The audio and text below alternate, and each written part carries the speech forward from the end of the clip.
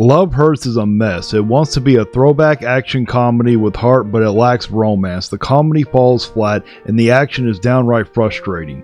Ki-Ha Won does his best as a hitman turned realtor trying to escape his past, but even his charm can't save this film from weak editing, dull fight scenes, and lifeless storytelling. Ariana DeBose is wasted in the romance with zero chemistry, and even a Goonies reunion with Sean Austin can't inject energy in this sluggish script. With its choppy action but dialogue and uninspired direction, Love Hurts feels like the Hollywood playing dress up with classic action without understanding what makes them work. Should Hollywood stop making throwback action films if they don't know how to do them right? Let me know in the comments below.